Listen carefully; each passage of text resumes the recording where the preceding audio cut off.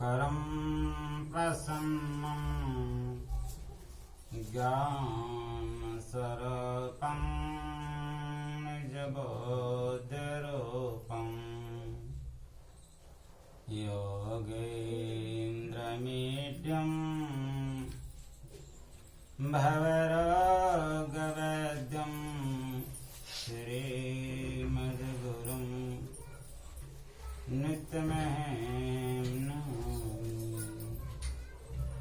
वेशं दर्पणं दृश्यमानं नगरीतुल्यं निजान्तर्गतपश्यनात्मन्मया बहिर्बोधिभूतं यथा निद्रया ये साक्षात्कृते प्रमोदसमये स्वात्मानमेवाद्यं तस्मै श्रीगुरुमूर्तये नमिदं श्रीदक्षिणामूर्तये।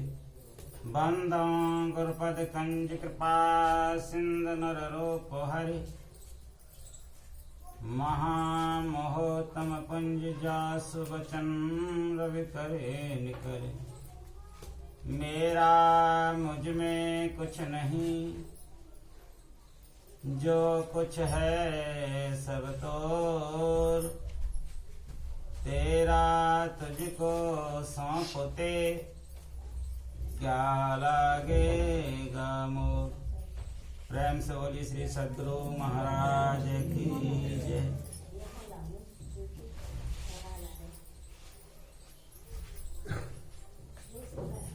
संत मत के नियमानुसार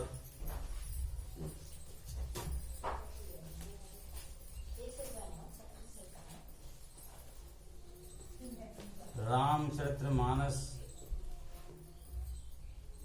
का पाठ हुआ।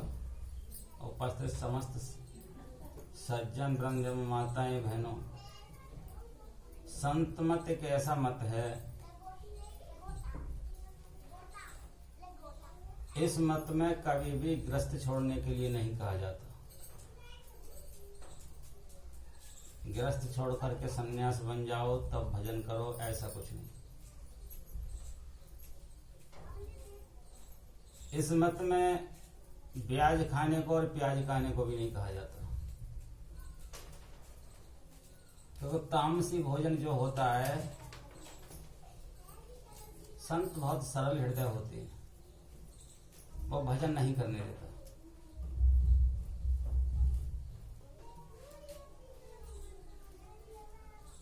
भगवान राम पूछ रहे हैं वाल्मीकि जी से,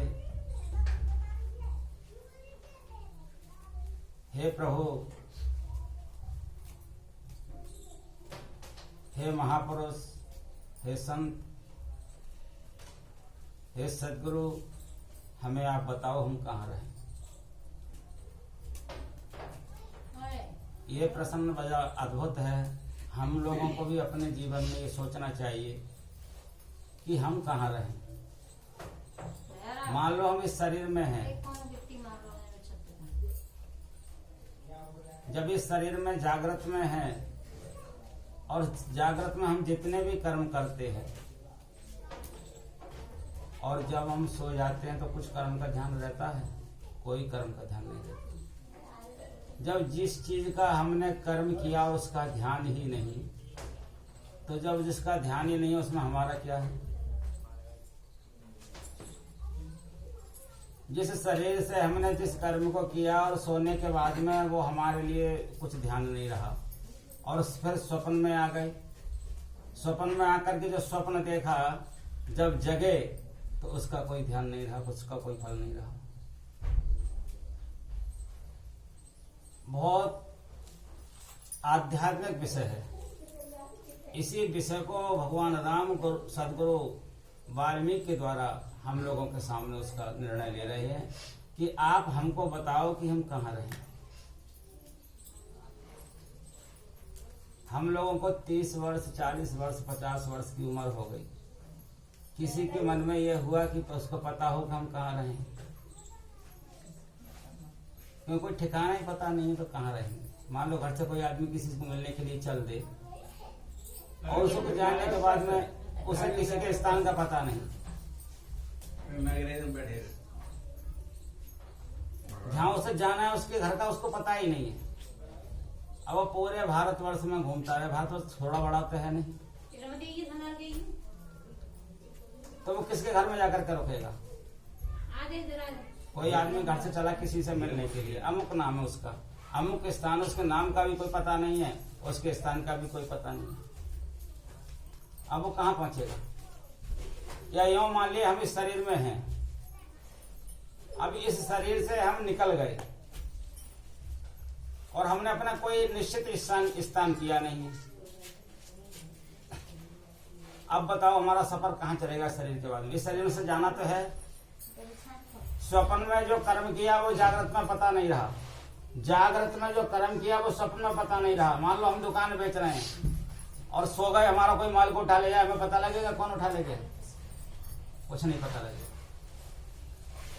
जागृत में जिस चीज का पता नहीं, स्वप्न में जिस चीज का पता नहीं, और जब पूर्ण संसार में जब सो ही जाएंगे तब हमारा क्या पता रहेगा? सफर तो हमारा जब भी चलेगा, सफर हमारा अब भी चल रहा है। सफर हमारा जब भी चल रहा था जब माँ के पेट में थी। माँ के पेट में भी हमारा सदा सदा के लिए स्थान नहीं था।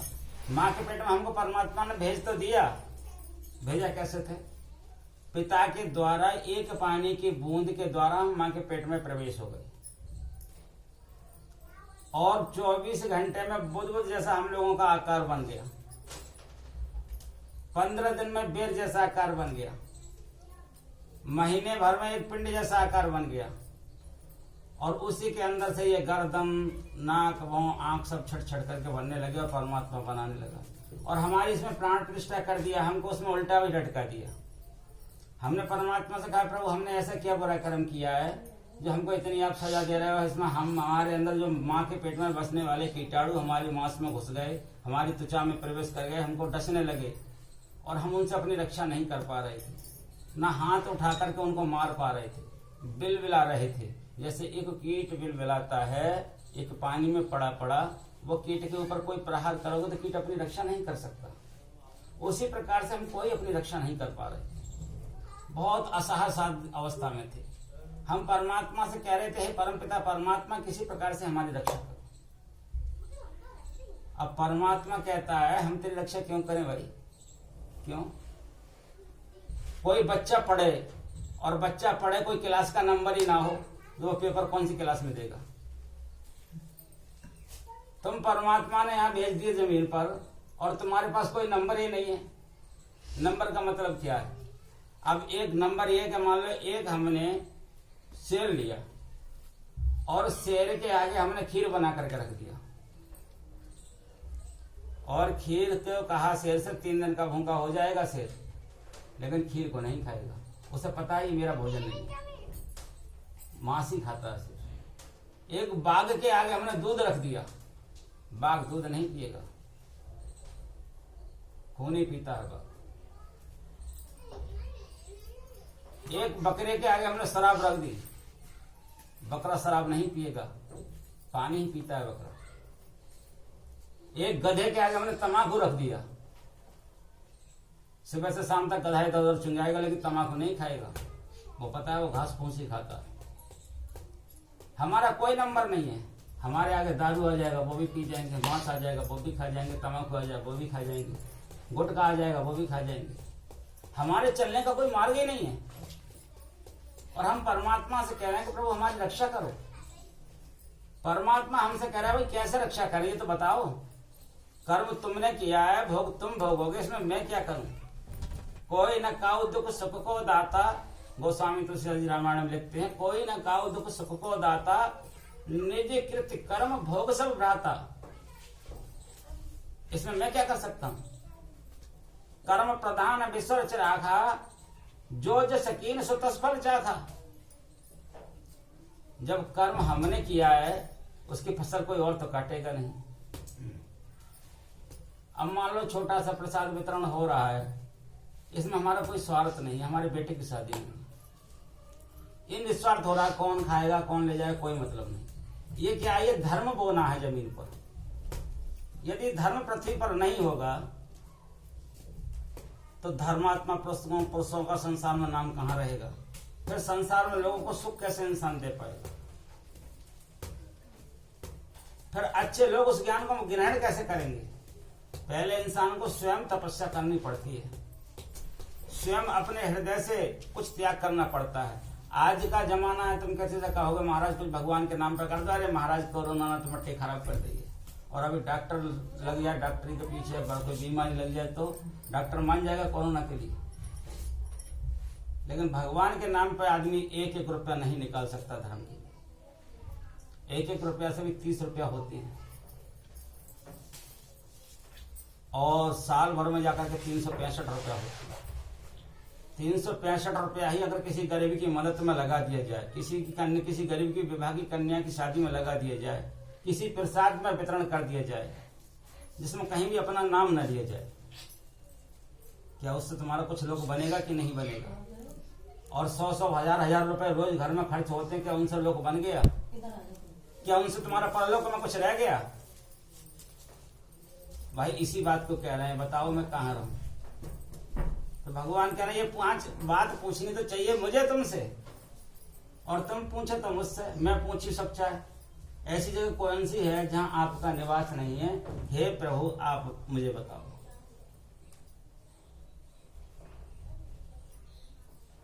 तो हमको भी अपने रहने का पता ढूंढना चाहिए।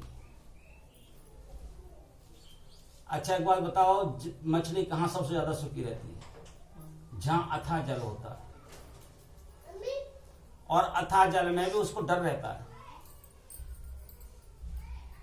किसका डर रहता है? मगरमच्छ का, कि मुझे खाना जाए। और मगरमच्छ को भी छोड़ो, बड़ी बड़ी मछली भी छोटी छोटी मछली को खा जाता है। लेकिन फिर भी वह उस सुख मानती है, जितने पानी में ऊपर उठती आएगी उतना ही उस दुख मानती है। ऐसे ही जीव जो परमात्मा से अलग होकर के संसार के काम में लग जाता है, धन कमाता है, सोचता है मैं सुखी हो जाऊंगा, बहुत धन कमाता है, रातों दिन लगा रहता है, लाखों लाख इकट्ठे कर लेता है, लेकिन सुख नजर नहीं है। पुत्र पैदा करता है, पुत्र को पढ़ाता है, पुत्र बड़ा होता है, पुत्र कमाने लगता है, अब सुखी होऊंगा, लेकिन सुख नजर नहीं आता। शरीर की खूब सेवा करता है, खूब सोचता है शांति मिलेगी। अच्छा लोग किस लिए काम करता है बताइए? अब सुख के लिए करता है ना, इतनी मेहनत करता है, रातों दिन किस लिए करता है? सुख के लिए करता है, लेकिन सुख नजर नहीं आता है। अंत में जब देखते हो उसी आदमी के पास में तो कुछ नहीं होता है, खाली हाथ। कमा कर लाखों इकट्ठे किए, लाखों बराबर किए, लाखों खर्च किए, और आज साथ में कुछ भी नहीं।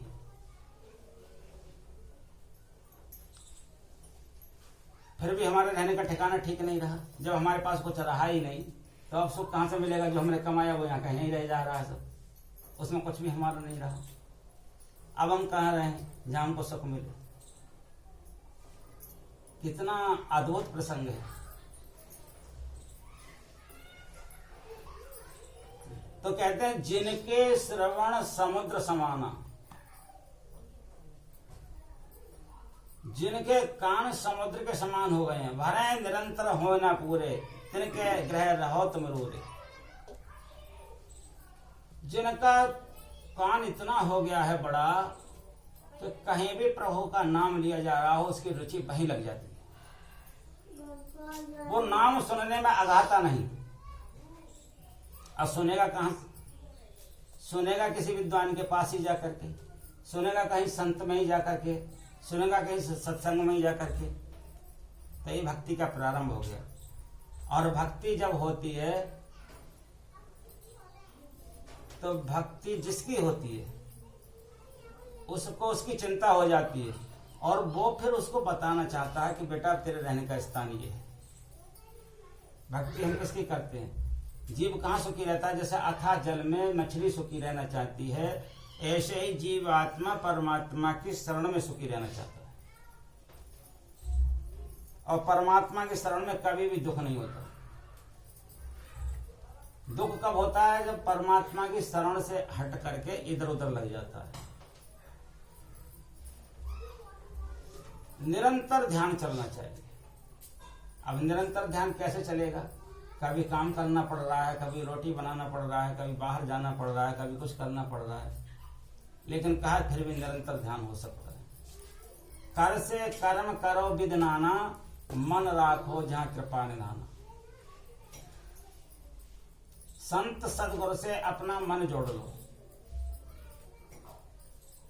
और परमपिता परमात्मा के नाम को सुनो। पहले तो नाम को लेना पड़ेगा।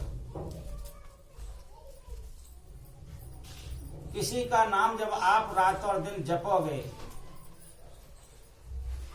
और जपते जपते जपते जपते उस नाम में इतने रम जाओगे। एक जनाबाई थी, जनाबाई उपले थोपती अपना उससे गुजर करती थी। एक बार उसकी पड़ोसन ने उसके उपले चुरा लिए राजस्थान में। जनाबाई ने देखा मेरे उपले काम है, मैंने तो इतने थोपे थे, कंडे जिसको बोलते हैं। वो बोली ये 5 कंडे इसमें मेरे रखे हुए, तेरी ये चट्टी लगी हुई है। बोले तेरे कहाँ से आई मेरे, तो दिन बता तेरी क्या पहचान है? कहना ये कंडे मेरे हैं। उन दोनों में बहस हो गई, लड़ाई शुरू हो गई। पंचायत के पास पहुंची बात, सबने कहा तुम्हारी क्या पहचान है कि तुम्हारे कंडे हैं? बोले मेरे कंडों में आवाज आ रही हो। अब तक मैं काम करती, मैं नाम लेती थी, अब मैं जो काम करती हूँ उसमें से आवाज आती है। मैं जिसका नाम लेती हूँ उसमें से आवाज आती है, काम में कभी नहीं रोकती अपना। बोले क्या आवाज आ रही होगी? बोले आप उसको सुनो, उपले को उठा कर। उपले को उठाया गया, बोले कान पर लगाओ। जो पंचायत के अध्यक्ष थे उन्होंने कान पर लगाया तो उसमें से आवाज आ रही थी, हे विट्ठल हे विट्ठल हे विट्ठल हे विट्ठल। और कंडों से लगाए लेकिन उन्हीं 5 कंडों में से आवाज आई और किसी कंडे में से आवाज नहीं आई। बोले ये कंडे तुम्हारे। इसी प्रकार से हम लोग अपने रहने का पता अपने अंदर में ढूंढ लेंगे। जिस परमात्मा के हम नाम का जाप करेंगे उस परमात्मा के द्वारा हम पुकारे जाएंगे। तुलसी साहब हुए थे हाथरस वाले, उन्होंने कहा था सुन ला मका पे पहुंचकर तेरी पुकार है, आ रही सदा से सदा यार देखना। मिलना तो यार का नहीं मुश्किल मगर तकी, यानी परमात्मा का मिलना मुश्किल नहीं है, दुश्वार तो यह है कि दुश्वार देखना। सबसे बड़ी बात तो यह है कि जो तुम्हारे पास ज्ञान दिया जा रहा है संत सदगुरु के द्वारा, उस ज्ञान को समझ लेना, उसको देख लेना, उसको अपने में अंदर उतार लेना। ये बहुत बड़ी दुश्वार है। संत सदगुरु को प्राप्त कर लेना ये बहुत बड़ी दुश्वारता है, ये बहुत बड़ी कठिन बात है। आजकल महात्माओं की लाइन लगी हुई है, लेकिन पहले के महात्मा आपने देखे होंगे, अगर तूफान आ रहा होता और एक डेली उठा करके फेंक देते तो तूफान वहीं से वापस हो जाता था। आज के महात्माओं को आप देखिए, देश में धर्म के नाम पर कलंक बन गए। महात्मा बनकर के जेल जा रहे हैं, महात्मा बनकर के परस्त्री गमन कर रहे हैं, महात्मा बनकर के चिलम का सट्टा लगा रहे हैं। अरे वो संत क्या, जिस संत को शांति प्राप्त नहीं हो, वो संत क्या जिस संत की शरण में जाकर के दूसरे आदमी को शांति न मिले।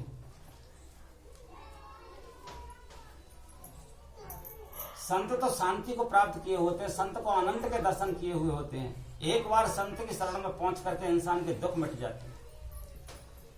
संत के अनुसरण करने पर संसार में उसको कोई दुख नहीं रहता और ना कोई किसी में दुख करने की ताकत होती है।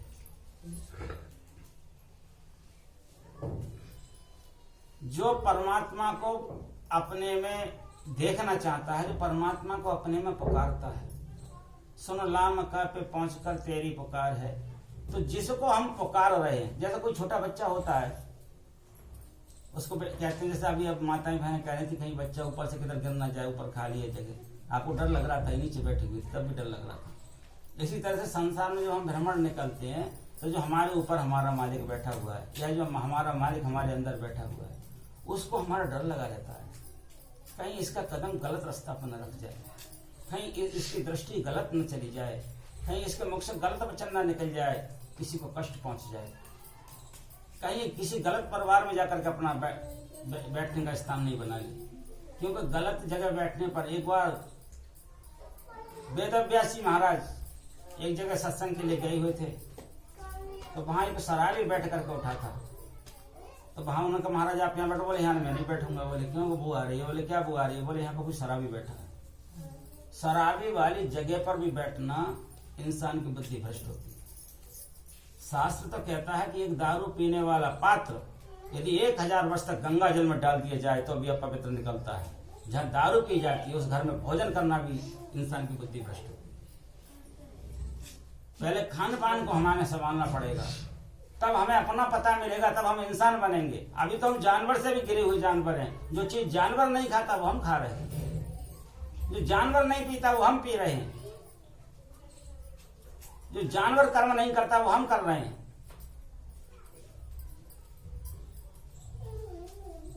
इन सब कर्मों से, दुष्कर्म जो जानवर नहीं करते वो हम कर रहे हैं। इन सबसे हमको बचना पड़ेगा, हमको इंसान बनना पड़ेगा। तब हमको इंसान बनकर के ज्ञान मिलेगा, तब हमको मार्ग मिलेगा कि अब हमें जाना कहाँ है। अगर ये 84 लाख योनियों में यदि अब हम नहीं अपनी रहने का स्थान ढूंढ पाए तो 84 लाख योनि में कहीं भी नहीं मिलेगा। इसलिए गोस्वामी तुलसीदास को रामायण में लिखना पड़ गया कि बड़े भाग्य मानस तन पावा, सुरदुर्लभ सद ग्रंथन गावा। ये मनुष्य शरीर हमको बड़े भाग्य से मिला है। सुरमानी देवता, देवता भी इस शरीर को पाने के लिए तरसता है कि एक बार प्रभु हमको मनुष्य बना दो तो हम अपने जीवन का कल्याण कर दें, योनियों से मुक्त हो जाएं। किसी भी योनि में जाकर के हमको मुक्ति की मार्ग कहीं नहीं मिलेगा। हम शेर बन जाएंगे कोई बात नहीं, लेकिन शेर बन करके रहेंगे योनि के अंदर ही। हम पशु बन जाएंगे कोई बात नहीं, लेकिन पशु बनकर रहेंगे योनि में ही, लेकिन योनियों से मुक्त नहीं होंगे। और जो अधोगति में चला हो जाता है वो 84 लाख योनियों में भ्रमण करता है। और 84 लाख योनि में सबसे छोटा नरक जो बताया है वो 50,000 वर्ष का बतलाया। जिसकी सबसे कम उम्र है वो छोटा नरक 50,000 वर्ष का है। और एक एक योनि में आप लगा लो, अगर आप छिपकली बन जाओगे और छिपकली बन करके जितने मच्छरों को तुम खाओगे एक दिन वो मच्छर तुमको खाएंगे, सब अपना ही पूरा करेंगे। क्योंकि यहाँ तो कर्म प्रधान है, यहाँ तो केवल भोग योनि है। और मनुष्य बन गए जो परमात्मा से डायरेक्ट मिलने की योनि है। अब 84 लाख योनि में किसी योनि साहब कहो सत्संग सुन लो, कोई 84 लाख योनि में सुन सकता है? 84 लाख योनि में किसी से कहो कि भजन कर लो, कोई भजन कर सकता है?